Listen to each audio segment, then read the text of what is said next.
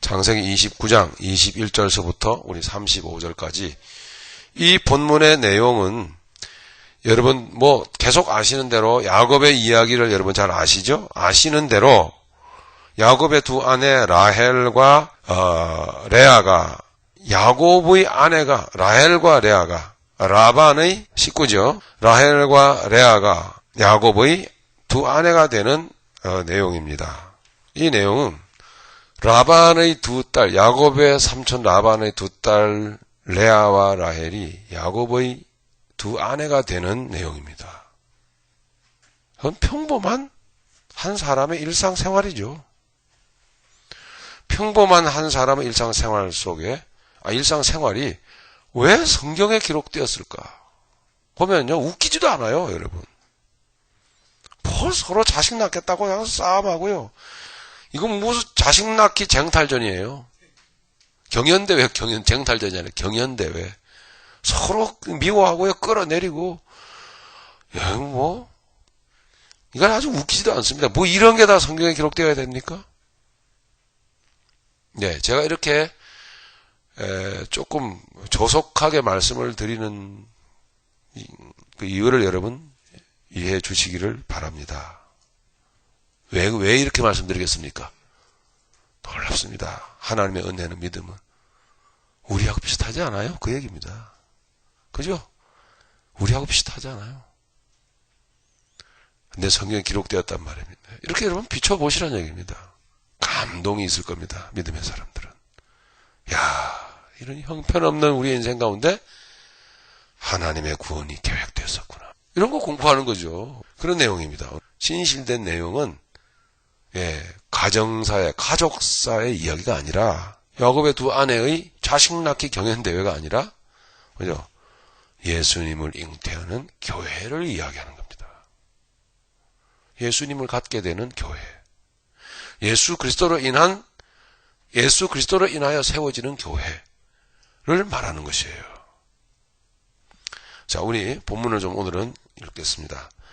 29장 21절서부터 35절까지 쭉 함께 같이 읽겠습니다. 시작. 야곱이 라반에게 이르되 내 기한이 찼으니 내 아내를 내게 주소서. 내가 그에게 들어가겠나이다. 라반이 그곳 사람을 다 모아 잔치하고 저녁에 그 딸 레아를 야곱에게로 데려가니 야곱이 그에게로 들어가니라. 라반이 또 그 여종 실바를 그 딸 레아에게 시녀로 주었더라. 야곱이 아침에 보니 레아라. 라반에게 이르되 외삼촌이 어찌하여 내게 이같이 행하셨나이까? 내가 라헬을 위하여 외삼촌께 봉사하지 아니하였나이까? 외삼촌이 나를 속이심은 어찜이니까? 라반이 가로되 형보다 아우를 먼저 주는 것은 우리 지방에서 하지 아니하는 바이라. 이를 위하여 7일을 채우라. 우리가 그도 네게 주리니 네가 그를 위하여 또 7년을 네게 봉사할지니라. 야곱이 그대로 하여 그 7일을 채우매 라반이 딸 라헬도 그에게 아내로 주고 라반이 또 그 여종 빌하를 그 딸 라헬에게 주어 시녀가 되게 하며 야곱이 또한 라헬에게로 들어갔고 그가 라헬보다 라헬을 더 사랑하고 다시 7년을 라반에게 봉사하였더라. 여호와께서 레아에게 총이 없음을 보시고 그의 태를 여셨으나 라헬은 무자하였더라. 레아가 잉태하여 아들을 낳고 그 이름을 르우벤이라 하여 가로되 여호와께서 나의 괴로움을 권고하셨으니 이제는 내 남편이 나를 사랑하리로다 하였더라. 그가 다시 잉태하여 아들을 낳고 가로되 여호와께서 나의 총이 없음을 들으셨으므로 내게 이도 주셨다 하고 그 이름을 시므온이라 하였으며 그가 또 잉태하여 아들을 낳고 가로되 내가 그에게 새 아들을 낳았으니 내 남편이 지금부터 나와 연합하리로다 하고 그 이름을 레위라 하였으며 그가 또 잉태하여 아들을 낳고 가로되 내가 이제는 여호와를 찬송하리로다 하고 이로 인하여 그가 그 이름을 유다라 하였고 그의 생산이 멈추었더라. 아멘. 레아는 아이를 잘 낳았습니다. 팡팡 낳는데 네, 한쪽은 아이를 낳는데 한쪽은 아이를 못 가져가지고 지금 핏대가 올랐습니다. 아주 열이 받쳤어요. 그래서 30장 들어가 보면 아주 웃기지도 않은 아주 가족사의 내용이 아주 쫙 기록되어져 있습니다. 네, 말씀드린 대로 30장 얘기를 조금 여러분 아시겠지만은 이건 레아가 라헬의 허락을 받고 하룻밤 자자는 등 허락을 받고 대가를 지불하고 말이죠. 예? 잠을 자질 않나? 참 아주 웃깁니다. 이런 이야기들이 여러분 성경에 이런 게 꼭 있어야 됩니까? 이런 거 읽으면서 은혜 받았어요, 여러분? 전혀 은혜가 안 되죠. 은혜 받으셔야 돼요. 미리 말씀 힌트를 드린 겁니다. 우리 인생이 이런데도 이 속에 하나님의 구원의 계획이 이 속에 있더란 얘기입니다. 이런 여자들의 서로 자식 다툼, 싸움, 자식 낳기 싸움의 다툼의 과정 속에서 틈바구니 속에서 자식들이 태어나죠. 이 자식들의 후손 중에 누가 태어납니까? 나중에요. 예수 그리스도 나오잖아요. 뭘 말씀하는지 알겠죠? 이런 엉터리 같은 인생 가운데 예수님이 탄생하신다고요. 그걸 말씀하고 있는 은혜 받은 저 여러분들이 그런 감격 정도는 여러분 가지고 말씀을 보셔야 됩니다. 이런 이 성경 같지도 않은 내용도 여기에 기록되어 있는 이유가 바로 그런 이유구나. 이걸 여러분 보시고 은혜 받으셔야 됩니다. 네. 자, 여러분 나눠드린 교재를 좀 보시면 81페이지로 되어 있죠. 보시면은 오늘 읽은 본문의 라헬과 레아의 이야기는 야곱의 두 아내로 얽힌 단순한 가정 이야기가 아닙니다. 무슨 이야기입니까? 야곱의 두 아내 레아와 라헬이 자식 낳기 경쟁하는 경연대회하는 내용이 아니란 말이죠. 그런 게 아닙니다. 뭡니까? 예수님을 잉태하는 교회, 예수로 인해서 또한 교회가 탄생하는 그 내용을, 계획된 내용을 기록하고 있는 것입니다. 네. 좀 전에 말씀드렸던 대로 이런 야곱의 자녀들을 통하여 이스라엘 백성들이 형성이 되는 것이고, 그리고 그 후손을 통해서 유다 후손을 통해서 예수님이 오십니다. 유다 지파를 통해서. 그죠? 네, 지파도 오십니다. 미리 좀 말씀드리지만 도대체 라헬과 레아의 이야기는 라헬에게 집중이 되죠. 대부분. 그죠? 야곱이 사랑하니까 라헬에게 집중되잖아요. 네. 요셉이 라헬에게서 나죠? 요셉과 베냐민. 그죠? 두 아들을 낳잖아요. 그러니까 라헬에게 집중되는데, 레아, 이 여인은 도대체 뭔가? 이것도 아주 깊은 내용이 들어있습니다. 레아. 예. 우리가 또 보게 될 것입니다. 이건 사랑받지 못한 레아. 버림받은 레아. 예. 진짜로요. 30장 가보면요. 라헬과 신나게 싸웁니다. 야곱이. 응? 라헬이 자식이 없으니까 당연히 싸움 날 거 아닙니까? 예? 싸움 납니다. 그러니까 야곱이 열받아가지고 확 속이 뒤틀릴 때만 레아를 찾아가요. 그러니까 예, 진짜로. 레아는 남편은 야곱을 한번 1년에 몇 번 볼까 말까. 예, 무슨 꼭 우리 조선시대의 얘기 같아요? 실제로 그랬어요. 부부 싸움하고서는 잘 데가 없으니까 레아 방에 들어가서 자고. 그랬다라는 얘기입니다. 그런 레아, 그런 소름받고 버림받고 멸시당하는 레아는 도대체 또 뭔 얘기인가? 좀 이따 우리가 보도록, 여기에다 교재에 내가 여러분 만들어서 드렸습니다만은. 자, 그런 단순한 가정사의 이야기가 아니고 곧 구원자로 오실 예수 그리스도와 그분으로 이루어질 교회를 미리 알려주는 것입니다. 미리 알려주는 것이다. 그죠? 먼저 이 두 여자를 우리 오늘 공부하겠습니다. 첫 번째로 라헬을 보시면은 라헬은 교회를 상징하고 있습니다. 여기서 교회, 성도, 신부죠. 예수 그리스도의 신부죠. 네, 여러분 제가 말씀을 드리면 필요한 것들을 적으세요. 거기 빛난도 제가 많이 만들어 놨어요. 적으시기 바랍니다. 네, 라헬은 교회를 바로 알려주고 있는 것입니다. 교회를 말하고 있는 것이죠. 잘 보시면은 잘 보세요. 예수님이 탄생하셨을 때의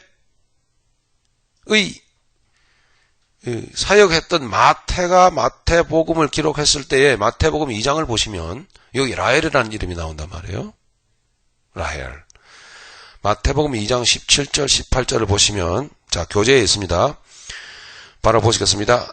같이 읽겠습니다. 이에 선지자 예레미야로 말씀하신 바 라마에서 슬퍼하며 크게 통곡하는 소리가 들리니 라헬이 그 자식을 위하여 애곡하는 것이라. 그가 자식이 없으므로 위로받기를 거절하였도다 함이 이루어졌느니라. 아멘. 자, 라헬이 눈물을 흘리는 것입니다. 자식을 잃어버렸습니다. 이제 라헬의 이 눈물 고통 속에 담겨진 복음의 메시지를 이해해야 되는 겁니다. 자, 마태복음은 정말 복음이죠. 예수님이 이 유대 땅 베들레헴에 오시는 그 기록을 하고 있지 않아요? 마태복음에요. 근데 왜 라헬이 여기 왜 나오는 거죠? 라헬의 눈물이 왜 나옵니까? 라마에서 슬퍼하는 라헬은 왜 나올까요? 여기서 라마는 라헬의 무덤이 있는 곳이죠. 라헬이 둘째 아들 베냐민을 낳다가 죽습니다. 베냐민을 낳다가 죽은 라헬이 묻힌 곳입니다. 라마에서 슬퍼하며 크게 통곡하는 소리가 들리니 라마에서 라헬이 그 자식을 위하여 애곡하는 것이라. 이건 무덤 속에 있는 라헬이, 죽은 라헬이 무덤 속에서 눈물을 흘리더라. 이게 무슨 얘기일까요? 애곡한다. 유다의 멸망.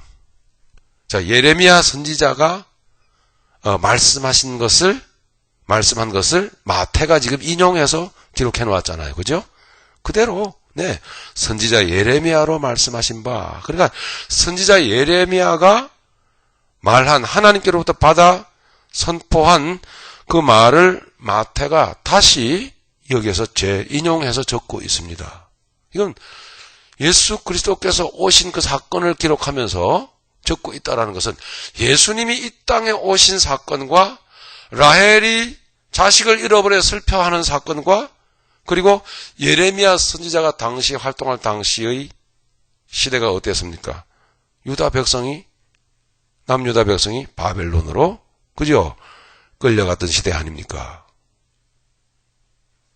그 시대의 예레미야 선지자가 선포하고 있는 말씀과 지금 같은 맥을 가지고 있다는 것이죠. 예. 자, 대충 이 정도로 여러분 감을 잡으시겠죠? 그러니까 오늘 이 라헬의 이야기는 한 아녀자의 이야기가 아니란 말입니다, 지금. 라헬이 죽어서 무덤 속에서 슬퍼하며 애곡하는 것, 그럴 수는 없는 것인데, 네. 예. 그런 상징적이며 비유적인 어떤, 말로 예수님의 예수님의 탄생을, 하나님의 구속사를 지금, 선포하고 있는 것이죠. 즉, 죽은 라헬이 무덤 속에서 유다의 멸망, 남유다의 멸망, 바벨론 포로로 잡혀간 자식들을 슬퍼하는 내용입니다. 이스라엘이 바벨론 포로로 끌려간 것, 그 이스라엘은 자식들입니다. 근데 예수님이 탄생하는 탄생 기사를 마태가 쓰면서 왜 이런 이야기들을 기록하고 있을까요? 예레미야서 31장을 한번 가보겠습니다. 예레미야서 31장 15절로 17절. 마태가 인용한 것이죠. 우리 15절부터 17절까지 같이 읽겠습니다. 나 여호와가 이같이 말하노라. 라마에서 슬퍼하며 통곡하는 소리가 들리니 라헬이 그 자식을 위하여 애곡하는 것이라. 그가 자식이 없으므로 위로받기를 거절하는도다. 나 여호와가 이같이 말하노라. 네 소리를 금하여 울지 말며 내 눈을 금하여 눈물을 흘리지 말라. 내 일의 갚음을 받을 것인즉 그들이 그 대적의 땅에서 돌아오리라. 여호와의 말이니라. 나 여호와가 말하노라. 너의 최후의 소망이 있을 것이라. 너의 자녀가 자기들의 경내로 돌아오리라. 아멘. 네. 지금 예수님의 탄생 기사를 선포하면서 마태가 예레미야서 31장의 이 말씀을 인용해서 말을 했단 말입니다. 그럼 여기에 지금 오늘 예레미야 31장의 이 내용에 무슨 내용이 들어있다는 것입니까? 의미상. 예수 그리스도의 탄생, 하나님의 구원, 계획.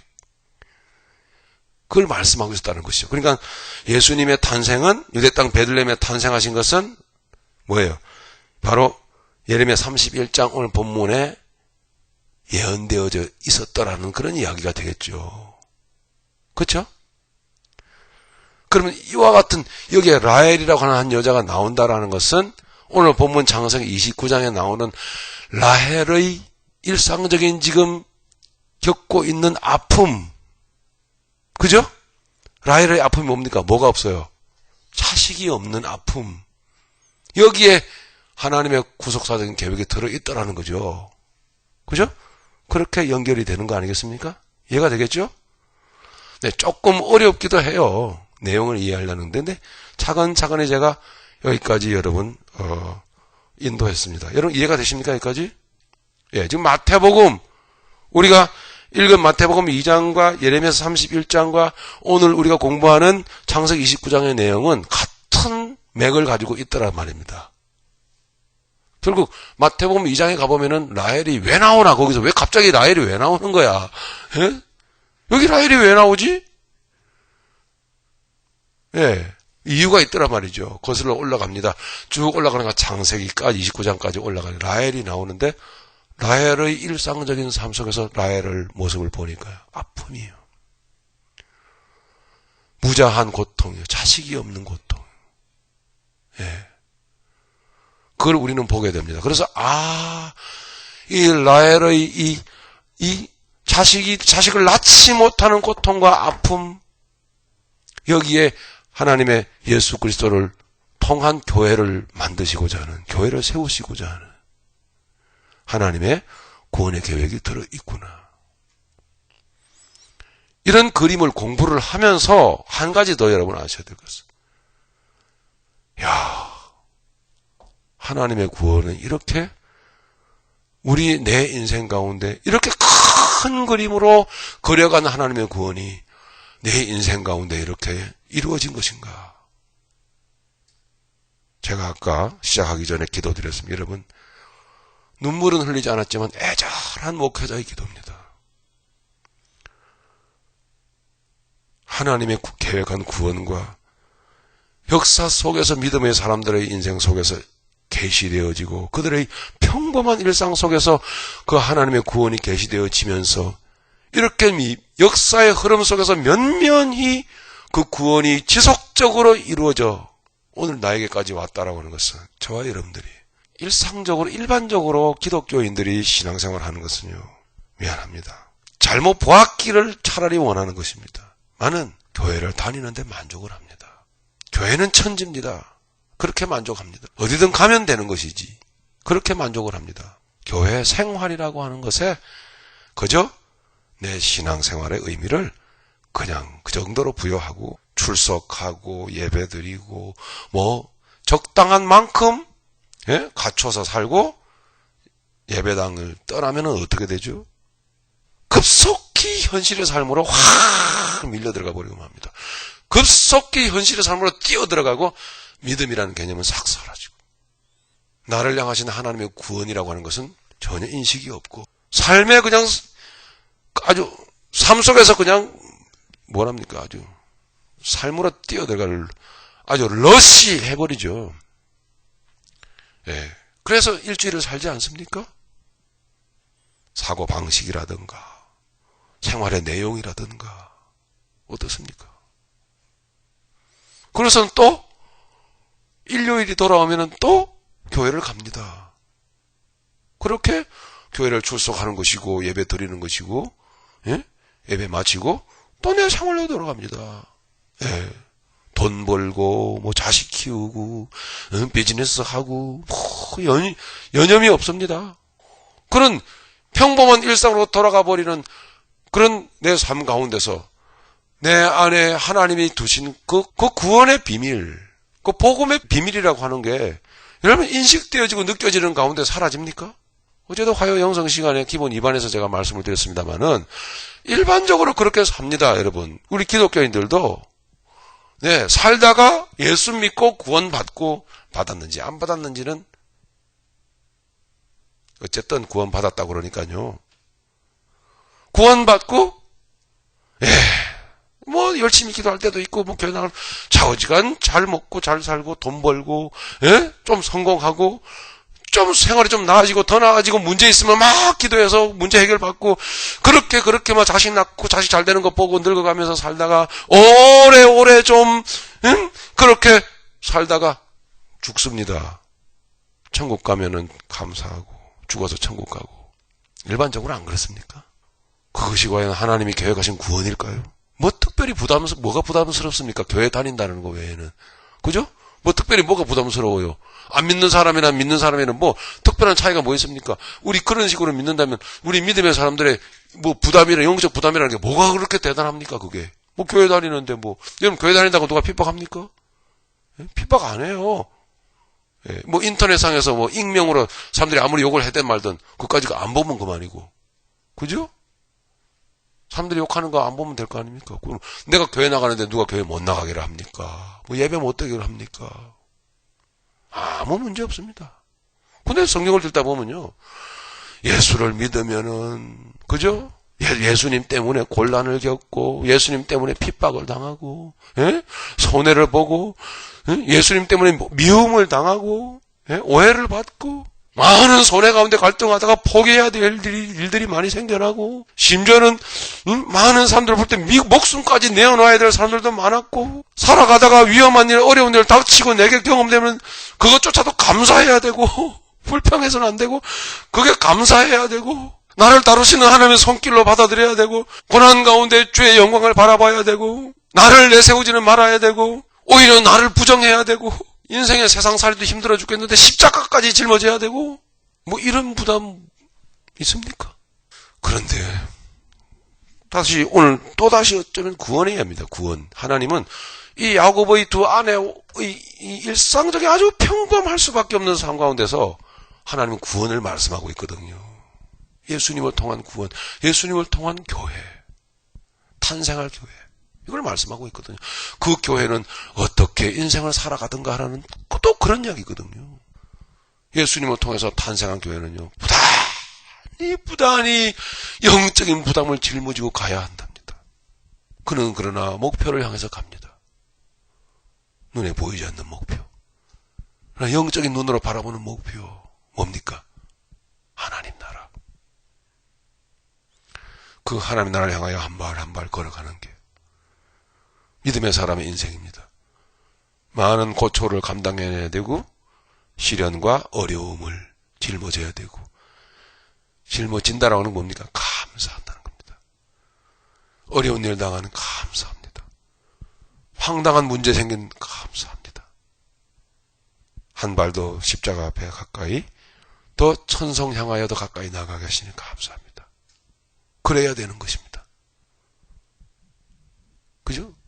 이 풍랑이 나여 더 빨리 갑니다. 그러면서. 그럼 그런 인생은 세상 사람들 보면 뭐라 그러죠? 병신. 꼴값을 떨여.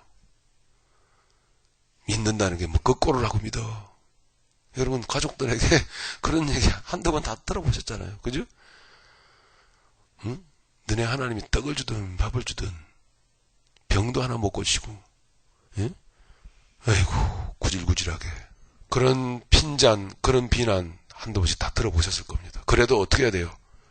그걸 받아내야 되잖아요. 그게 여러분 비밀이라고 하는 것입니다. 비밀 맞죠? 그 영성의 길, 그죠? 그 십자가의 길. 일상생활을 사는 것 같지만 사실을 알고 보면 그 십자가의 길, 그 영성의 길을 천성을 향하여 걸어가고 있는 것이죠. 그 사람은. 그게 왜 비밀일까요? 교회를 들여다보면 그게 비밀인 게 확연히 드러납니다. 처음에 말씀드렸던 대로 그냥 교회를 다니면서 교회 밖을 나가면 일상으로 확 동화되어 버리는 인생이 대부분이기 때문에요. 그거를 기독교인이라고 한단 말입니다. 기독교인이다. 나는 기독교인이다. 어디 교회 다녀? 나 어느 교회 다녀. 그런 신앙은 여기 없어요, 성경에. 그러나 오늘 저녁에 어쩌면 이런 좀 심란한 이야기, 심란한 듯한 이야기를 듣지만 그럼 뭔가 그러므로 여러분들이 진정 은혜를 받고 택한 백성이며 믿음의 길을 바른 믿음의 길을 걸어가고 있다면 걸어가다가 쓰러질 때도 있고 연약할 때도 있지만 어쨌든 그 정신을 일치하고 걸어가고 있다면 여러분 안에서 붙드시는 격려하시는 주님의 그 격려의 주님의 손길이 느껴지지 않습니까? 복음의 비밀을 그래도 알고 있지 않느냐. 인생은 이것이다. 그리스도인의 인생은 이것이다. 할렐루야. 이게 여러분 느껴지지 않아요? 그렇게 믿음의 길을 걸어가는 사람은 주님의 내면 속에서 격려하시는 그 격려의 주님의 음성을 듣고 있기 때문에 그 복음의 비밀한 삶을 살아가는 것입니다. 주님께서는 오늘 말씀을 통해서 여러분들이 그렇게 살기를 원하시는 것입니다. 그렇게 사는 동안에, 그렇게 살아가는 가운데서의 부유와 가난, 건강과 또 연약함, 쇠약함, 성공과 실패, 이런 것은 아무런 문제가 안 돼요. 맞죠? 안 되는 겁니다. 그런 게 아무런. 근데 문제가 되죠. 얼마나 많이 그런 육신적인 것에 우리는 마음을 빼앗기고 주눅들고 속상해하고 눌리고 열등의식을 느끼면서 삽니까? 누가 비교하지 않는데도 스스로 비교당하고 자기를 비교하고 삽니까? 그렇게 연약할 수밖에 없을 때에 하나님께서 말씀을 통해서 우리를 다시 한번 깨우치시는 겁니다. 정신 차리라고. 그런 것은 절대 문제가 되지 않는 거야. 중요한 것은, 그런 것은요, 그저 모든 지구상의 70억의 사람들이 살아가는 생활의 모습인 거예요. 그거는요.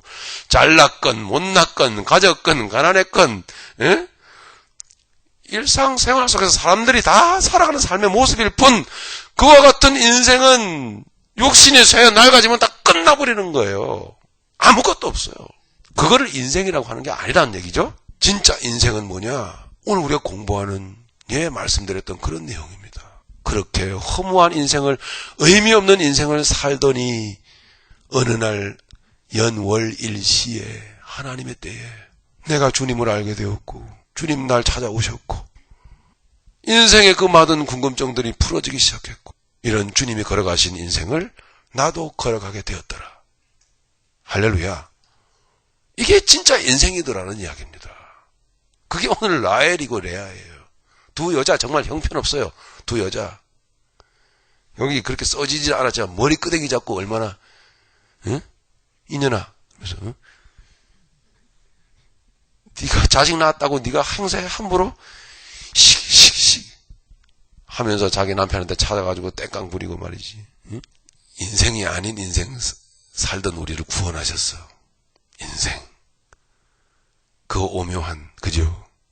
그 귀한, 그 살아볼 만한, 그 멋진 인생. 예수님으로 다시 빚어지는, 그죠? 예수 인생으로 빚어지는 그 인생. 그 인생을 여러분 걸어가는 동안에 여러분 다시 말씀드리지만 가지고 못 가지고 배우고 못 배우고 뭐 이런 거 외적인 조건 들이대지 마세요. 절대로 그런 거 아닙니다. 땡스기빙, 해피 땡스기빙, 해피 땡스기빙 할 때마다요. 목회자라서 그런지 자꾸 걸립니다. 혼자 계신 분들이. 근데 좀 이렇게 외로워하지 마시길 바랍니다. 그것도 좀 이겨주세요. 그것 또한. 아무도 없는데 전부 다 자기 가족들끼리 희희낙낙 행복을 누리고 있을 때 나 홀로 외롭고 쓸쓸하다. 이러지 마시고 가족들마다 다 이렇게 웃음꽃이 피고 뭐 즐거워하는 거 즐거운 소리가 들리는 듯 해도 나 홀로 그러지 마시고 홀로 예배당에 나와가지고 여러분의 그 인생, 가짜 인생을 진짜 인생으로 만들어 놓은 그분 안에서 여러분 한번 부여해 보시지 않겠어요? 다시 한번 본론 들어가 보겠습니다. 예레미야서 31장이었죠? 한번 보십시다. 우리 읽었는데 15절 한번 보시죠. 31장 15절. 나 여호와가 이같이 말하노라. 라마에서 슬퍼하며 통곡하는 소리가 들리니. 읽으시면서 여러분 오늘 본문을 이렇게 연상하셔야 되겠죠? 자식이 없는 라헬의 상한 마음, 아픔, 슬퍼하며 통곡하는 소리가 들리니 라헬이 그 자식을 위하여 애곡하는 것이라. 그가 자식이 없으므로 위로받기를 거절하는도다. 위로받기를 거절했어요. 여러분, 이 이야기는 좀 더, 물론 라헬이 살아 생전에 그 상황을 경험했던 것은 아닙니다. 라헬의 자식이 둘이었는데 누구였죠? 요셉, 베냐민. 보세요. 어떻게 됐죠? 물론 라헬이 죽고 난 다음입니다만은 두 자식을 다 잃어버렸잖아요. 어디로 떠나버렸습니까? 애굽으로. 네. 라헬이 야곱의 야곱의 곁에서 살아있다라고 가정을 하시고 한번 생각해 보세요. 성경은 충분히 그렇게 이 복음을 선포를 합니다. 그렇게 비유적으로, 은유적으로. 예. 라헬이 자식을 잃은 슬픔을 통곡으로 지금 가슴을 저미면서 눈물 흘리고 있는 거예요. 요셉을 잃어버렸잖아요. 그렇죠? 이복 형들에게 미움을 받아가지고 애굽으로 팔려 가버렸습니다. 또 하나, 베냐민마저도 잃어버렸어요. 그 이야기입니다. 그러니까 라헬이 야곱 가로 열고 라헬입니다. 예, 야곱이 아파하잖아요. 사랑하는 두 아들을 할 때 야곱은 사랑했던 라헬을 생각하는 거예요. 여보, 두 아들을 다 잃어버렸어. 응? 하나는 애굽으로, 아니 하나는 졸지 애굽으로 간지 몰랐죠. 하나는 졸지에 그렇게 짐승의 모잇감이 돼버렸고 속았죠. 또 하나는 나중에 후에 벌모로 잡혀갑니다. 야곱이 얼마나 가슴 아팠겠습니까? 라헬이 통곡하며 자식을 잃어 슬퍼하는 그 라헬의 심상을 그대로 지금 말하고 있는 것입니다. 그러니까 그때 두 아들을 잃어버린 그 사건을 그대로 사건 속에 뭘 담고 있습니까? 이스라엘을 잃어버리는 남유다가 멸망하여 바벨론 포로로 끌려가버리는 그 사건과 그대로 동일시하고 있는 거예요, 지금요. 이해가죠, 여기까지? 네. 그러니까 그 속에 무슨 내용이 들어있다라는 거예요. 하나님의 그 놀라운 구원 계획이 들어있다라는 거죠. 그래서 라헬이 자식을 잃은 슬픔을 지금 겪고 있는데 그것은 그 슬픔을 누가 위로하려고 해도 위로받기를 거절했다라는 거예요. 위로받기를. 왜요? 여러분, 부모가 자식을 잃어버렸어요. 자식을 잃어버린 부모를 무엇으로 위로를 하겠습니까? 위로할 거 있어요? 여러분, 지금 키우는 자녀가 잃어버렸죠. 유괴당했어요. 예? 그걸 어떻게 위로해 줍니까? 어떻게, 뭐로요? 예? 돈 한 1억 좀 드리면 위로가 받습니까? 100만 불? 어떻게 해요? 큰 빌딩을 대가로 선사하면 그 위로가 될까요? 안 되죠. 자식을 잃어버린 부모의 마음은 그 어떤 것도 위로받을 수가 없어요. 그걸 말해주고 있는 거예요. 그런데 신기합니다. 하나님이 위로하시죠, 그거를. 완벽하게 위로해버리죠. 어떻게 해요? 어떤 방식으로 위로할까요? 자식이 돌아오잖아요. 그죠? 라헬의 두 자녀가 죽었습니까? 안 죽었잖아요. 예. 요셉은 죽지 않았습니다. 그죠? 베냐민은 죽지 않았어요. 야곱의 품으로 다시 돌아오잖아요. 그렇게 하나님의 구원의 계획은 그렇게 믿음의 사람들의 평범한 일상과 같은 삶 가운데서 계시되어지고 있는 거예요. 중간 결론을 말씀드리지만 여러분의 지금 일상 속에서 여러분 평범한 일상 속에서 그 속에서 일어나는 기쁨과 슬픔과 아픔과 문제와 사건 속에서 하나님께서는 여전히 하나님의 이미 이루어 놓으신 구원이 실질적으로 적용이 되고 그 슬픔이 위로가 되고 잃어버렸던 그 무엇이 회복되어지는 역사를 이루신다라는 겁니다. 할렐루야. 그런데 중요한 건데 뭐로 위로합니까? 우리가 16절 17절 읽었지만 내가 돌아오게 하리로다 그러죠? 그죠? 16절 나 여호와 이같이 말하노라 내 소리를 금하여 울지 말며 내 눈을 금하여 눈물을 흘리지 말라. 내 일에 갚음을 받을 것인즉 그들이 그 대적의 땅에서 돌아오리라 여호와의 말이니라. 할렐루야. 잃어버렸던 자식들 돌아오겠단 말입니다. 잃어버렸던 자식들 돌아오게 하겠다. 예, 어떻게요? 어떻게? 이게 왜 마태복음에 기록되어 있습니까?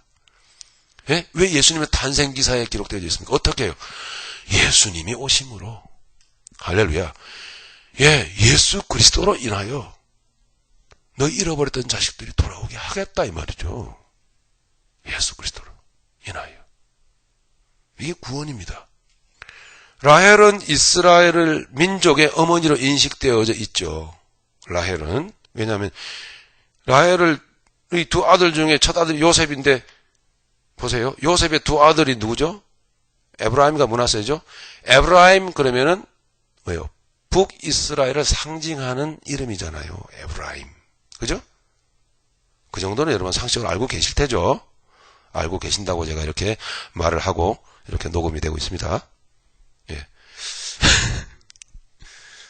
에브라임은 요셉의 두 아들 중에 에브라임은 북이스라엘을 대표하는 지파입니다. 그리고 둘째 아들 베냐민은 뭐예요? 남유다를 대표하는 지파예요. 예, 그러니까 라헬이 자식을 잃어버린 슬픔을 말할 때 이거 뭡니까? 이스라엘 백성을 말하는 거잖아요. 이스라엘 백성들. 예. 바벨론 포로로 끌려가 버린 이스라엘 백성을 말합니다. 그래서 이게 라헬이 등장하는 거예요. 라헬. 이스라엘 포로된 이스라엘 백성들을 돌아오게 하겠다 하는 하나님의 그 구원의 그 계획을 가르치면서 바로 라헬을 여기에 등장시키는 것입니다. 실제로 라헬의 두 아들이 이스라엘 북이스라엘과 남유다의 대표 지파가 되었단 말입니다. 예, 예레미야 선지자는 남유다의 그 항복을 권면했었던 선지자죠. 항복해라. 어디에다? 바벨론에. 이게 하나님의 뜻이었단 말입니다. 이것은 군사적으로 정치적으로 대바벨론에 항복해라는 이야기가 아니었죠. 무슨 뜻입니까? 누구에게 항복하라는 거예요? 하나님께. 죄로 인하여, 너희 죄로 인하여 하나님께서 치시는 과정이다 지금. 그러니 섣불리 독립운동하거나 항거하지 말고 항복해라 바벨론에게. 그래서 예레미야 선지자가요 완전히 몰매를 맞았어요.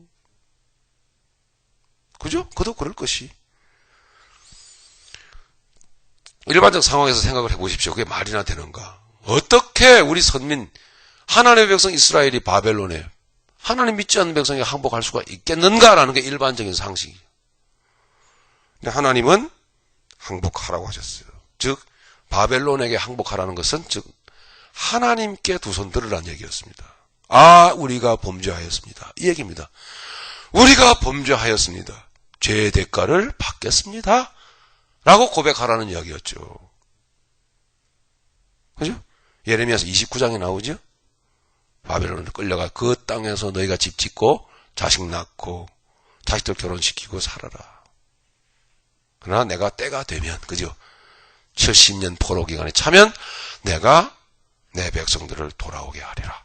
이게 하나님의 뜻이었습니다. 그대로 됐죠? 돌아오게 하겠다. 그대로 되었잖아요. 그리고 바사왕 고레스 때에 이스라엘 백성들이 자기 나라로 돌아가기 시작했습니다. 그렇게.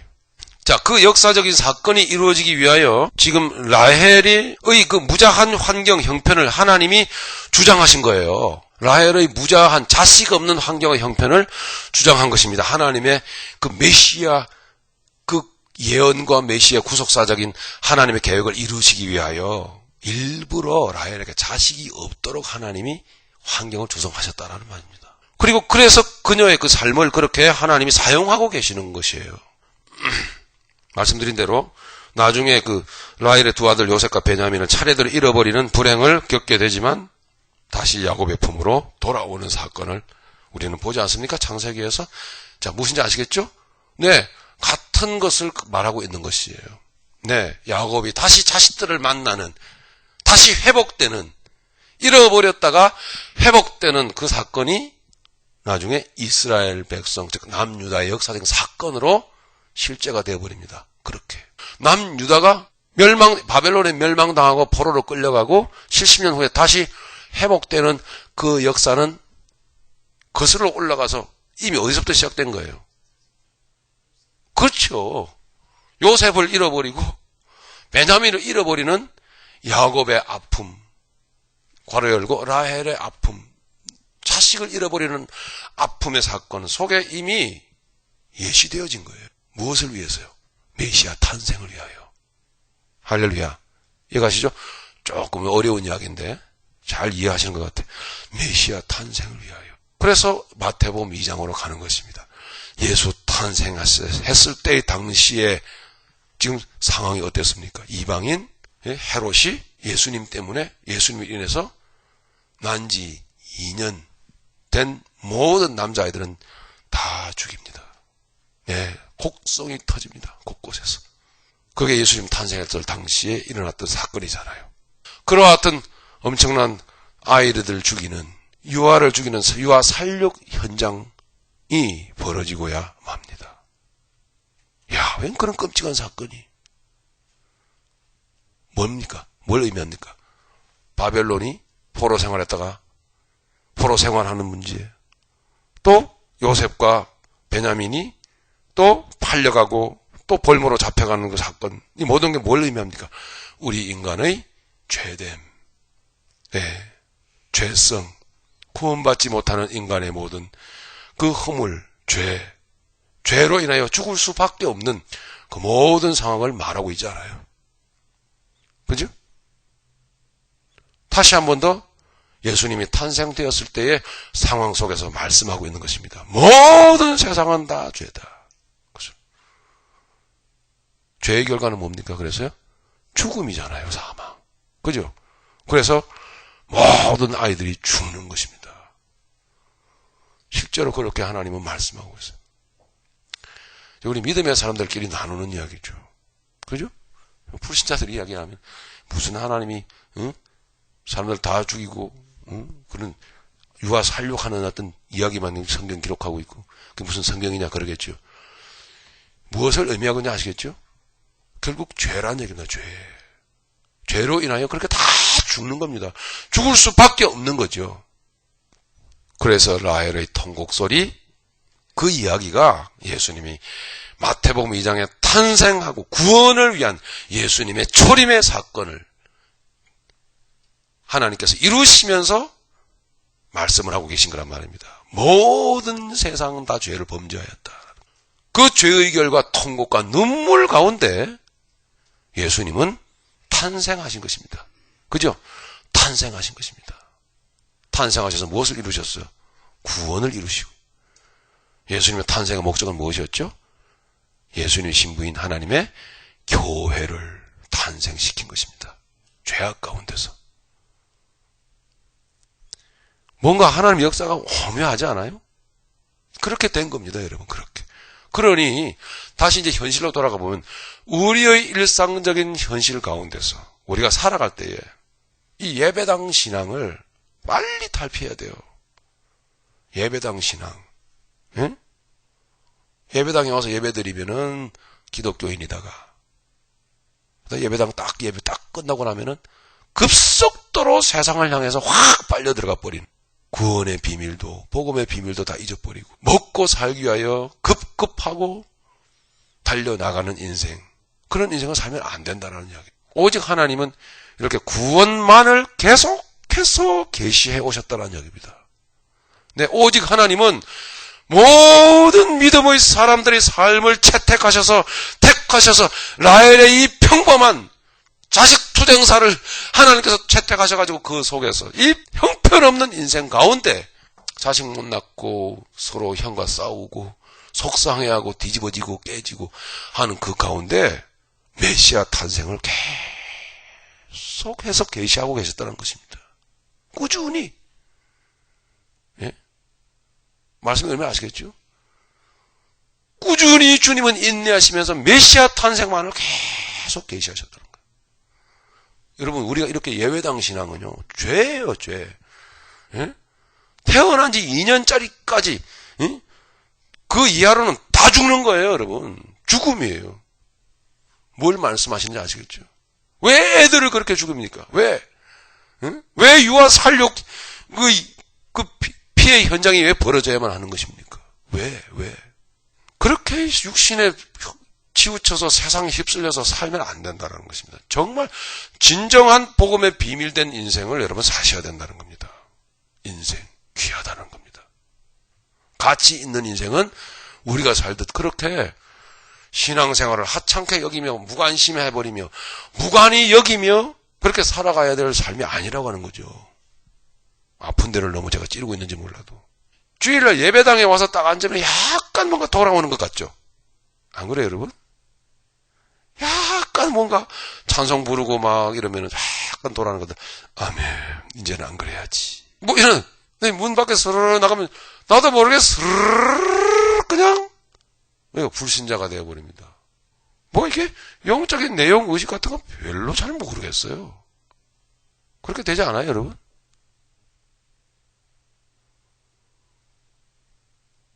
그게 바로 죽음.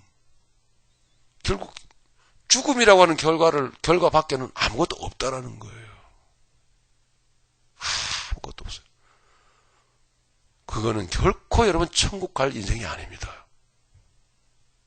인생 아닌 인생을 살고 있는 거예요. 우리가 어쩌면은 인생이라고 볼 수 있는 인생을 아닌 인생을 살고 있는 거라고요. 아닌 거를. 네. 위로 우리 아까 예레미야 31장 16절을 보셨죠? 16절을 보셨죠? 17절까지 보니까 나 여호와가 말하노라 너희 최후의 소망이 있을 것이라 너의 자녀가 자기들의 경내로 돌아오리로다. 네, 오리라. 예.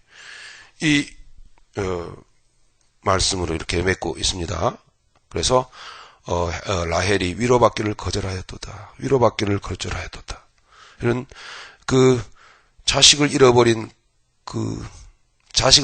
부모의 그 마음, 그것은 영적으로 그 죽은 영혼의 문제를 말하죠. 그러니까 결국은 예수 그리스도로 인하여 자식을 다시 찾게 되는 것이 구원이라고 보는 것입니다. 그렇기 때문에 아시겠죠?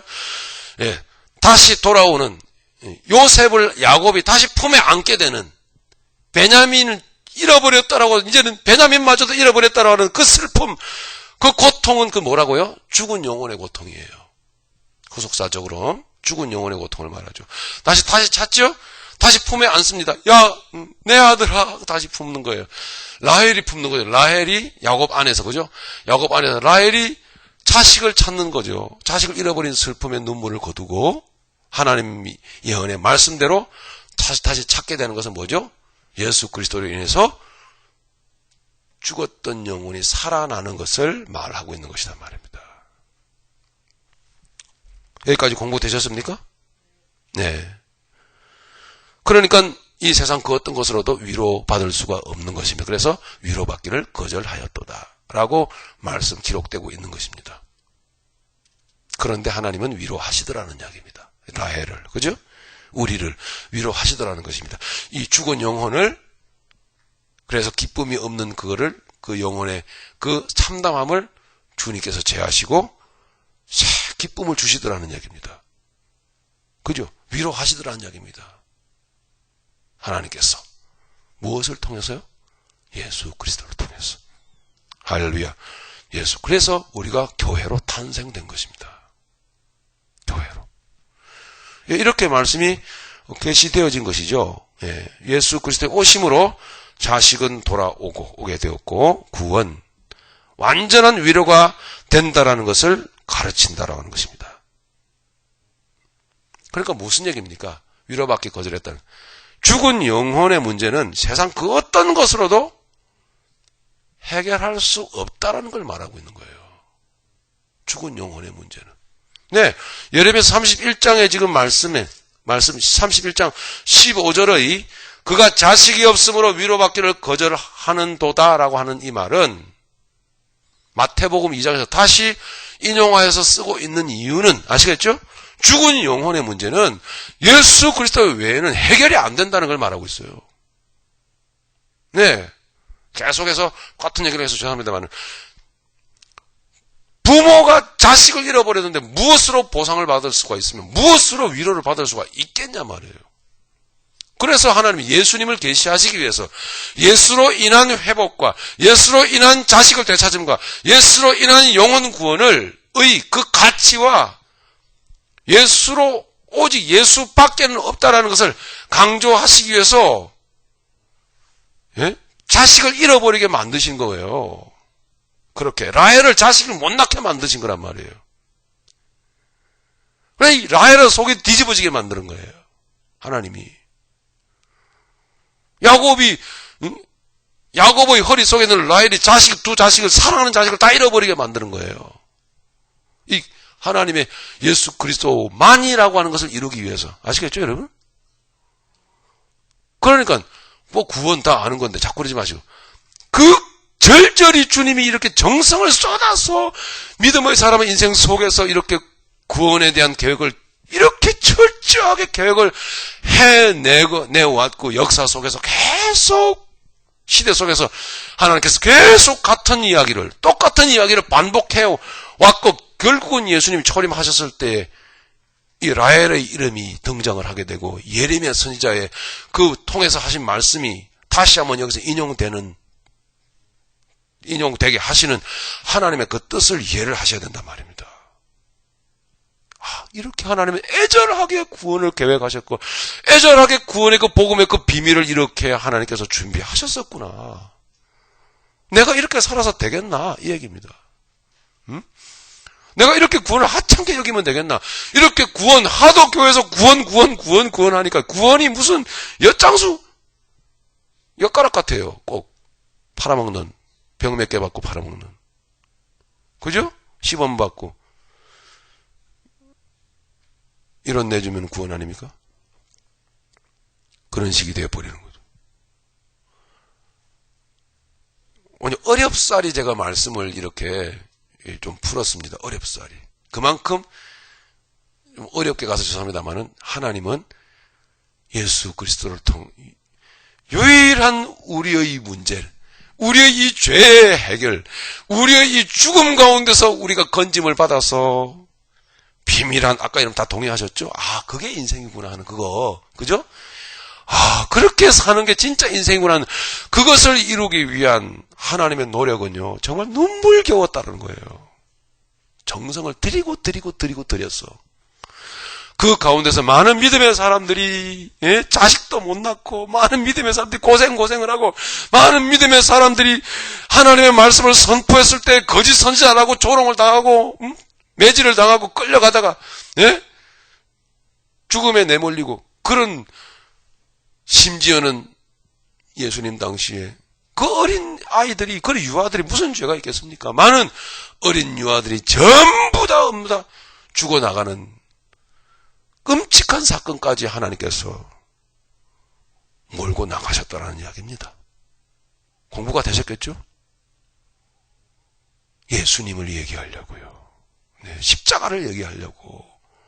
그 안에서 탄생될 여러분, 그 안에서 교회로 탄생될 여러분, 그 안에서 성도로 믿음의 길을 걸어가야 될, 진짜 값진 인생을 걸어가야 될 여러분들을 만드시기 위하여 그렇게 하나님은 노력하셨다는 겁니다. 이 얘기를 하려고 그런 거예요, 이 얘기를. 내가 이렇게 살아서 되겠나 하는 거죠. 여러분에게 있어서요, 사명의식이 있어야 돼요. 살아야 되는 사명의식. 확실하죠? 살아가야 되는 사명의식. 그렇게 살면 안 돼요. 육신의 행복을 위해서 살면 안 됩니다. 얼마나 하나님은 여러분 한 사람을 구원의 사람으로 만들기 위해서 얼마나 역사 속에서 기다리면서 수고를 많이 하셨는데 그렇게 살면 안 돼요. 남다른, 여러분, 사명의식과 함께 남다른 인생의 목표의식이 있어야 돼요. 이렇게 살아가리라. 그죠, 여러분? 나 그렇게 살아가리라. 남다른 목표의식이 있어야 돼요. 그냥 교회 다니면 안 돼요. 교회 다니면서 조금 정성 들이는 그 정도, 내 소임을 다 했다라고 생각하시면 안 된단 말이에요. 그러면 안 돼요. 그러므로 오늘 라헬처럼 여러분들에게 여러분이 감당할 수 없을 것 같은 아픔을 하나님이 주실 수 있다라는 이야기입니다. 그게 공부하는 목적입니다. 라헬의 아픔으로 마태복음까지 나온 겁니다, 여러분. 그렇게 된 거예요.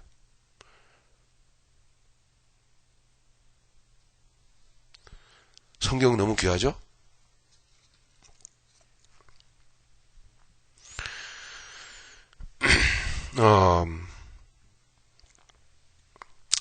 요것만 정리하고 레아로 넘어가죠. 자, 이방인, 마태복음 2장을 통해서 유다의 바벨론 포로 사건과 당시 2살 미만의 아이들 살육 사건을 동일한 의미로 연결시켰던 것입니다. 되겠죠? 동일한 의미로 연결시켰던 것입니다. 그리고 죽음 가운데서 새 영혼들이 예수 그리스도를 통하여 탄생될 것입니다. 네. 그리고 유다 바벨론 포로로 다 끌려갔던 하나님의 백성들은 하나님의 뜻 가운데서 70년이 차면 다시 돌아올 것이었습니다. 그렇게. 네. 다 바벨론 포로 사건의 회복과, 그리고 또 예수님의 그 탄생 사건으로 인하여 또 예수님을 만나게 될 영혼들, 다 영혼 구원을 의미하고 있는 것입니다. 네, 구원을 의미하고 있다라는 것이죠. 이건 교회 탄생을 의미하고 있는 것입니다. 자, 이방인 바벨론의 포로 사건과 그리고 이방인 에돔 사람이었죠. 헤롯의 유아 살육 사건은 같은 것입니다. 공부 좀 하시기 바랍니다. 네, 같은 사건이죠. 결국 같은 의미죠. 갈대아 사람, 바벨론 사람들은 다 이방인들이잖아요. 그죠? 이스라엘 백성들 입장에서 볼 때에. 저들이 바벨론의 포로로 끌려갔잖아요. 그죠? 그 사건과 이방인 에돔 사람, 그 헤롯의 유아 살육 사건은 똑같은 것입니다. 사실은. 바벨론 포로 생활과 이스라엘 백성들이 다 그 어린 자녀들이 살육당하는 사건은 같은 의미를 담고 있는 것이죠. 그럼 결론을 내보면 뭡니까? 바벨론 포로로 왜 끌려갔죠? 우상숭배, 죄. 그죠? 어린 아이들이 죽는 문제, 죄의 문제. 결국 예수님 탄생은 뭐예요? 뭐 해결하려고요? 회복, 그죠? 죄로부터의 구원, 죄 문제 해결, 할렐루야. 그거였다라는 거죠. 그러니까, 자, 라헬의 이야기를 결론을 짓자면, 라헬이 자식 못 낳고 고통당하는 이유는 뭐였어요? 죄의 문제 해결하기 위한 메시아를 보내시고자 하는 하나님의 그 뜻이, 라헬의 그 불행한 삶 가운데 있더라는 얘기입니다. 여러분들은 라헬이에요. 이 정도로 여러분 인식을 하고 일단 공부는 되셨겠죠? 이해가 됐습니까? 이 정도로 인식하고 중심으로 받아들여진다면은 정말 기적입니다. 정말. 교회 안에서 뭐 성경을 이렇게 까치 공부하고 여러분 막 이게 뭔 얘기지 하고 미간을 찌푸리면서 막 집중하고 뭐 이럴 정도로 공부하는 사람 얼마나 되겠습니까? 해결이 됐다면 기적이죠. 이해가 되었다면 그렇구나. 내가 바로 라헬이구나. 나의 이 어려움, 나의 이 아픔, 나의 이 문제와 사건 다시 나오죠. 문제와 사건. 결국 이 속에 메시아 예수 그리스도께서 또 계시구나. 할렐루야. 그걸 말씀하고 있는 거라고요. 라헬은 예수님 오시기 전에 사람이고 오늘 여러분들이 예수님 오시고 난 이후에 라헬일 뿐이에요. 똑같아요. 하나님이 라헬의 인생 가운데 예수님을 선포하고 예수님을 계시하시고 싶었던 것이고요. 하나님은 하셨어요. 그래서 라헬은 자식을 잃은 슬픔에 눈물을 흘린 것입니다. 오늘 우리들은 예수님 오시고 난 다음에 이 현대를 살아가는 믿음의 사람은 라헬들이란 말이죠. 그래서 오늘 여러분 경험하는 아픔과 여러분 슬픔은 무엇입니까? 그 속에 라헬의 눈물 속에 결국 예수님이 들어있었음을 예레미야서와 마태복음 통해서 하나님이 말씀하고 계시잖아요.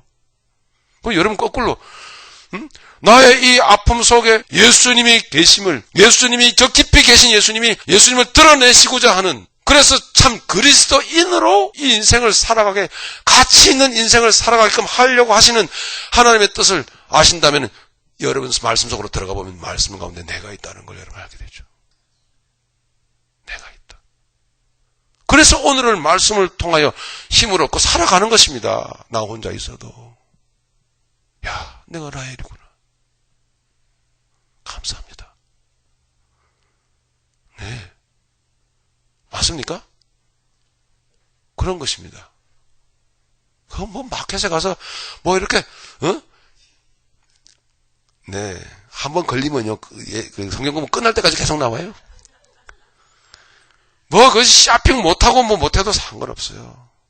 이거 하나 깨달으면은 야, 참, 나 때문에 이렇게 하나님이 애를 쓰셨단 말인가. 한번 벌써 마음이 훈훈해지죠. 그런 이런 어려움쯤이야 내가 왜 못 견뎌? 왜 못 감당해? 이렇게 되는 것이죠. 레아는 좀 빨리 정리를 하게 될 것입니다. 레아를 보시면은, 자, 레아는 교회와 함께 예수 그리스도를 동시에 보여주고 있는 인물입니다. 자, 알고 있던 대로 여러분 레아는 야곱의 사랑을 못 받았어요. 말씀드렸던 대로 30장을 본문을 보시면 아시겠지만 다음 주 공부하겠지만은 예? 라헬과 야곱이 신나게 싸우고 부부 싸움 끝에 틀어지면 한 번씩 그냥 레아의 방을 끼우끼우 사는 정도였습니다. 그러면 레아는 남편과 자고 싶어도요 허락 받고 자야 됐어요. 인 세상에 뭐 이런 경우가 다 있습니까? 결국 무엇을 보여줍니까? 레아를 통해서 사람에게 실어버린 바 되고 멸시당하고 무관심 당하고 예? 서름 당하는 비천한 오늘 우리들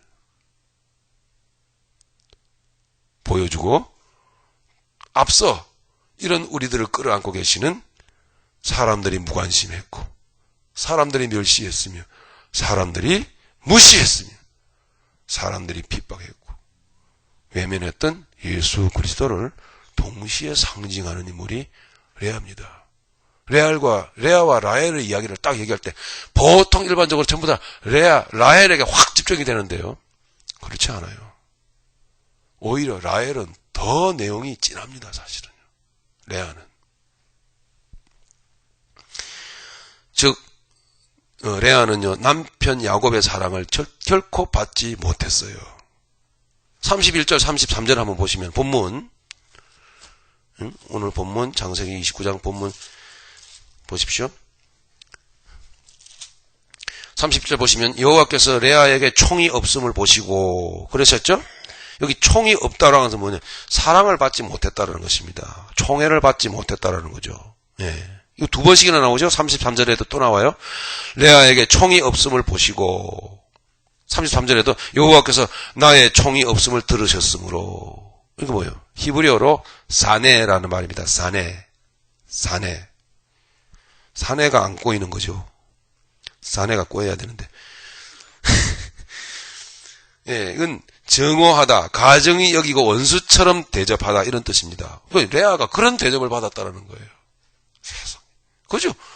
네, 야곱은 라헬을 사랑했어요. 라헬은 눈도 그냥 이 윤곽도 선명하고 말이죠, 아주 예뻤어요. 근데 레아는 뭐 눈매도 그냥 있는 듯 없는 듯 이렇게 우리 꼭 한국 사람 인상처럼 말이죠. 근데 한국 사람들은 보면 한국 사람만 보면 잘 몰라. 근데 미국 사람들, 미국 여자들 보면 이야 윤곽이 뚜렷하고 말이죠. 저 피부도 하얗고 이야 진짜 저게 이쁜 거구나. 근데 우리 아내는 좀 예외더라고요. 예. 서양 사람 같아요. 저희 아내는. 혹시 섞인 거 아니겠죠. 근데 서양 사람 얼굴 보다가 제 얼굴 보면은 야 이게 완전히 토종이구나. 눈도 쬐끄맣고 선도 불분명하고 눈썹도 있다가 없고 응? 레아가 이렇게 생겼어요. 레아가 이렇게 못생겼다는 얘기죠. 그것도 하나님의 뜻과 섭리 가운데 있어요. 섭리 가운데. 예, 그것도 여기 레아들 많이 계시죠? 뭐 이쁜 분들 한 분도 안 계시네. 자, 무슨 뜻입니까? 버림받은 여자 레아는 하나님의 택함받은 백성, 하나님의 교회를 상징합니다. 그런데 이 교회는 하나님의 아들 예수 그리스도를 잉태하게 되죠. 맞습니까? 예수님은요, 레아의 자식을 통해서 나와요. 유다지파. 네, 유다지파.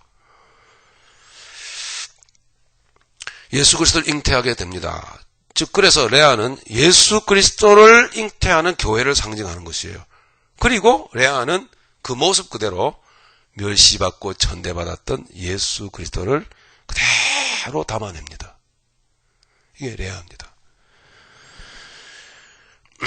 예수님은 레아의 아들 유다 후손으로 세상에 오셨죠. 예수님도 그렇게 레아처럼 버림받고 사람에게 실어버림받은 삶을 살다가 가셨습니다. 이사야서 53장 여러분 잘 아시죠? 2절 3절에 그는 주 앞에서 자라나기를 연한 순 같고 마른 땅에서 나온 줄기 같아서 고운 모양도 없고 풍채도 없은즉 우리의 보기에 흠모할 만한 아름다운 것이 없다. 이게 레아였어요. 여러분 감사하세요. 그는 멸시를 받아서 사람에게 실어버리가 버림받았으며 간고를 많이 겪었으며 질고를 아는 자라. 마치 사람들에게 얼굴을 가리우고 보지 않음을 받는 자 같았어. 멸시를 당하였고 우리도 그를 귀히 여기지 아니하였도다. 라헬은 자식이 없어서 무자하여 자식이 없는 고통 속에서 살았고, 레아는 남편으로부터 사랑을 받지 못해서 사랑받지 못하는 여자, 예? 남편과 잠자리도 구걸해야 되는 기구한 운명, 예. 이런 모습을 통해서 오늘 멸시받고 천대받는, 문벌도 없고 학벌도 없고 가진 것도 없고, 예? 못난 우리들을 담아내고 계신단 말입니다. 저와 여러분들을 라헬과 레아를 통해서 오늘 우리를 보게 하신, 그거로 끝나면 얼마나 슬픈 일이겠습니까마는 그 라헬과 레아는 하나님의 사랑을 받는, 하나님의 구원 계획 속에 들어있는 하나님의 백성들이었다는 거죠. 너무너무 귀하죠? 예. 그런 내용을 담고 있는 것입니다. 그렇게. 그러니까 이사야서 53장은 예수님을 향한 계시잖아요. 그죠? 예수 메시아 계시죠? 그런데 우리가 읽어보면 이사야서 53장 속에 레아가 들어있어요. 레아가. 글쎄요. 레아가. 질고를 많이 아는 자라. 이사야서 53장입니다. 3절. 마치 사람들에게 얼굴을 가리우고 보지 않음을 받은 자 같아서 멸시를 당하였고 우리도 그를 귀히 여기지 아니하였도다. 이렇게 되어 있습니다. 즉 레아는 사람들의 사랑을 받지 못했으나 하나님의 사랑을 받아 약속의 후손인 교회를 탄생케 하신 예수 그리스도를 상징하는 인물이었어요. 마태복음 1장의 예수님이 족보에 들어있는 여인들 다 그렇습니다. 보십시오. 자, 여인들 다말이 나오지요? 그죠? 마태복음 1장에 보면은 다말은 누구? 유다의 며느리죠? 유다의 며느리, 여러분 부정한 여인이에요. 예, 재수 없는 여자입니다. 다말이 그런 여자잖아요. 그죠? 남편이 죽어버렸습니다. 그리고 그 다음에 형사 취수죄로 인해가지고, 그 다음에 동생이 며느리하고 같이, 예? 잠자리를 합니다. 그래서 형의 대를 잇죠? 누굽니까? 오난이죠? 하지만 또 죽어요. 그래서 유다는 그 다음에는 이 다말에게 자식을 안 줍니다. 완전 이건 남편 말아먹는 여자다 그래가지고요. 근데 유다가 이 다말이 깨를 내가지고 아버지를 속이죠. 그래서 아버지하고 동침을 합니다. 창녀짓을 해가지고요. 그래서 자식을 낳잖아요. 그래서 예수님이 그 가운데서 나옵니다. 그 족보에서 나와요. 참 기가 막히죠. 이런 다말을 보십시오. 이 다말 속에서 누구를 말하고 있습니까? 레아를 보여주고 있잖아요. 똑같아요. 또 나오죠. 배가 불러옵니다. 이건 뭐 말할 수 없는 황당한 일을 당하게 됩니다. 당시로서는 이런 여자는 어떻게 해야 돼요? 돌로 쳐 죽이게 돼 있어요. 율법에 의해서. 부정한 여인이요. 예, 음란한 여인. 이 마리아가 예수님을 낳게 됩니다. 자, 마리아 속에, 라합 속에, 룻 속에, 다말 속에 누구를 지금 그리고 있습니까?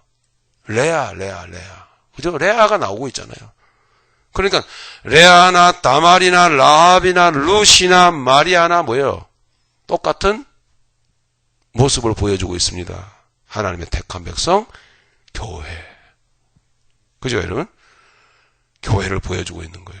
이런 존재들인 우리, 오늘 살아가는 레아인 우리들을 보여주고 있는 것이죠. 이 여자들의 공통점은, 자, 그 교재에 제가 기록해 놨습니다. 공통점은 사람들에게 인정받지 못했고, 사랑받지 못했고, 멸시천대받았던 여자들이었다. 생각을 해보세요. 쉽게 넘어가지 마시고. 때는 이제 뭐 크리스마스가 다가오고 있는데요. 약혼을 했을 뿐입니다. 마리아는. 배가 불러옵니다. 남편이 알았습니다. 남편이 요셉이 조용히 끊고자 했어요. 그저 그렇게 넘어갈 대목이 아니에요, 여러분. 여러분의 입장이 마리아 입장이 돼보세요.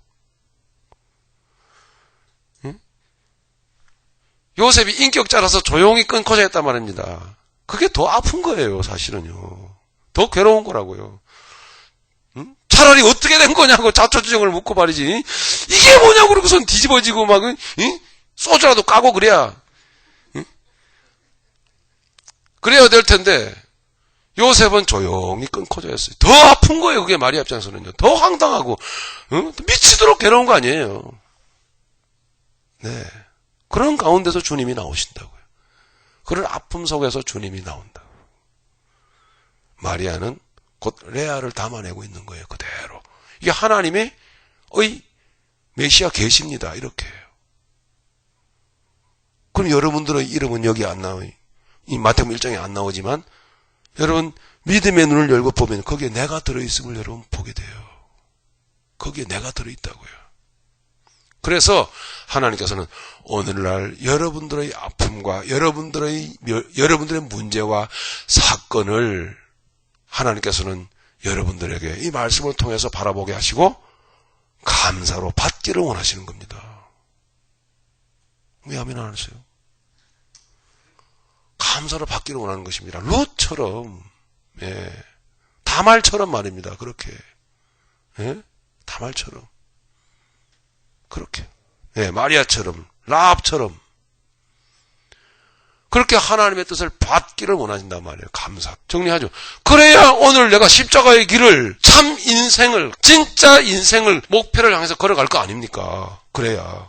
성경하고 맞아야 되지 않아요? 저는 아까 한 얘기는 교회는 다니고 기독교인인데 성경하고는 하나도 안 맞는 기독교인의 삶을 살더란 얘기예요. 많은 기독교인들이. 성경하고 안 맞는 생활. 이게 뭐예요 도대체. 제가 그랬어요. 성경도 모르겠고 읽어도 하나도 안 맞고 뭐 부딪혀 오는 것도 없고 그게 무슨 기독교인입니까? 여러분들은 레아입니다. 레아. 여러분들은 다말이에요. 정말 비참한 사람들이에요. 사람들한테 미움받고 사람들한테 여러분 멸시받아 저한테 가져와가지고 뭐 어떻게 해요 그러시는 분들 많아요. 여러분이 이 안에 들어있는데 이 안에 들어있잖아요. 그게 소름당하는 미움당하는 사람에게 실험버림바 되어서 쳐다보지도 않는 안음을 당하는 그런 레아였단 말입니다. 여러분들이요. 왜요? 레아 저 속에 예수님이 계셨거든요. 예수님 끄집어내시려고 하는. 그래서 내가 너 사랑한다. 사람들은 널 미워할지 몰라도 나는 널 얼마나 사랑하는 줄 아느냐. 그걸 알려주시고자 했던 거예요. 그래서 저와 여러분들이 천성을 향해서 가는 것입니다.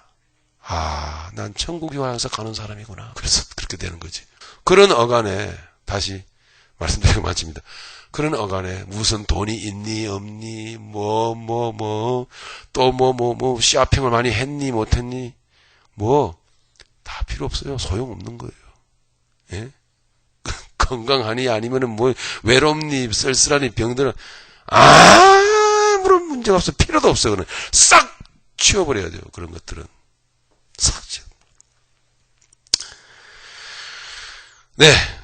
그런 여자들이었습니다. 공통점을 여러분들도 마찬가지로 공통점 속에 들어있는 것이죠. 인정받지 못하고 사랑받지 못하고 멸시천대받던 여자들, 그러나 그들을 통하여 메시아가 탄생했다는 것. 마지막으로 고린도전서 1장 26절 28절을 찾습니다. 자, 읽고 우리 마치도록 하죠. 뭐라고 말하고 있습니까? 세상에 천한 것, 미련한 것, 무식한 것들을 예수 그리스도와 연결되고 있다는 사실입니다. 찾으셨습니까? 같이 읽겠습니다. 형제들아, 너희를 부르심을 보라. 육체를 따라 지혜 있는 자가 많지 아니하며 능한 자가 많지 아니하며 문벌 좋은 자가 많지 아니하도다. 그러나 하나님께서 세상의 미련한 것들을 택하사 지혜 있는 자들을 부끄럽게 하시려 세상의 약한 것들을 택하사 강한 것들을 부끄럽게 하려 하시니 하나님께서 세상의 천한 것들과 멸시받는 것들과 없는 것들을 택하사 있는 것들을 폐하려 하시나니 이는 아무 육체라도 하나님 앞에서 자랑하지 못하게 하려 하심이라. 아멘. 예. 자, 육체적으로 살지도 자랑하지도 말아야 된다라는 거예요. 여기 말하고 있는 그대로 세상에 천한 것, 없는 것, 무식한 것들을 택하신 이유는 뭐예요? 예? 택하사 배운 자, 가진 자, 유명한 자, 강한 자들을 부끄럽게 하시려고 하시는 이유는 뭐예요? 아무라도 누구라도 육체적으로 자랑하지 않도록 하시게 하기 위해서. 할렐루야. 그러므로 오늘 우리는 어떻게 해야 됩니까? 육체적으로 자랑하면서 살면 안 된다라는 거예요. 육신적인 것 때문에 주눅이 들거나 열등감을 느끼거나 혹은 뻐기거나 자랑하거나 그런 것들을 근거로 살아서는 안 된다는 걸 말하고 있잖아요. 우리가 라헬이고 레아, 자식이 없어서 눈물 흘리는 자들이며 자식을 잃어버려서 눈물 흘리는 자들이에요. 사랑받지 못해서 우리는 사랑에 배고파 눈물 흘리는 외로워 떠는 레아란 말입니다. 그런 우리에게 예수 그리스도를 통해서 하나님이 날 사랑하고 계시고 자식을 다시 돌려보내주시는 그 영혼을 새롭게 하시는 하나님의 역사가 예수 그리스도를 통해서 우리 가운데 이루어졌고 지금도 우리 가운데 이루어지고 있다는 것이에요. 지금도. 맞습니까? 그러면 어떻게 해요? 내 안에 계신 예수 그리스도로 오히려 당당하게 사셔야 돼요. 말씀 그대로. 세상에 미련한 것들을 택하사 지혜 있는 자들을 부끄럽게 하시려고. 여러분들은 그래서 세상에 나가서 세상에서 육체적으로 가지고 자랑하고 뻐기고 의시되고 살아가는 것들을 여러분들 부끄럽게 만들어야 돼요, 여러분. 실제로. 그런 사람들을 여러분 코가 납작하도록 만들어야 되는 거예요. 이거는 공격이 아닙니다. 이런 물리적인 육신적인 공격을 조장하는 게 아니에요, 절대로. 그럼 어떻게 우리가 없는 자가, 우리 약한 자가, 우리 무식한 자들이 어떻게 그러면 있는 자, 배운 자, 강한 자들을 어떻게 부끄럽게 할 수 있습니까? 어떻게? 육신적으로 안 하면 어떻게 해야 돼요? 그러면요, 예수로. 할렐루야. 내 안에 계신 예수로 저들을 부끄럽게 할 수 있습니까? 예? 어떻게 해야 돼요? 어떻게? 없지만 아무것도 없는 그 가운데서 예수로 부요한 삶이 여러분 나타나야 돼요. 여러분 말에, 언어에, 여러분 표정에, 여러분 삶에 당당함으로 나타나야 돼요. 그게 하나님의 뜻이에요. 그게 오늘 본문의 뜻이란 말이에요. 그게. 맞습니까? 네. 부끄럽게 해야 돼요. 나는 이렇게 가졌는데 저 사람은 저렇게 없는데 나는 이렇게 배웠는데 저 사람은 저렇게 무식한데 왜 나는 저 사람 앞에서 자꾸 꿀리지? 응? 왜 눌릴까? 만들어줘야 돼요. 그거는 여러분 죄 짓는 게 아니에요. 느끼게 해줘야 돼요. 저렇게 없고 무식하고 가난한 사람이, 별 볼 일 없는 사람이 어떻게 저렇게 당당하며 평온하며 저렇게 담대하게 살 수 있을까? 할렐루야. 이걸 여러분 느끼게 해줘야 되는 거예요. 오늘 고린도전서 1장의 말씀처럼 그게 구원의 능력입니다. 그게 복음의 능력이에요. 그렇게 살 때 여러분들은 예배당 교인이 아니라 진실한 그리스도인이에요. 예, 하나님께서 하늘에서 여러분 심령 가운데서 하나님께서 기뻐하시며 박수치시며 하나님이 발을 구르시며 열광하시며 하나님이 가슴 벅차하시며 하나님이 감격해서 눈물을 흘리시며 하나님의 가슴이 뛰실 겁니다. 그렇게 되도록 여러분 오늘 그리스도로 살아가는 레아와 라헬들이 다 되시기를 예수님의 이름으로 축복합니다. 우리 말씀을 생각하면서 우리 통성으로 간절히 한번 기도하시겠습니다. 통성으로 우리 기도하시겠습니다.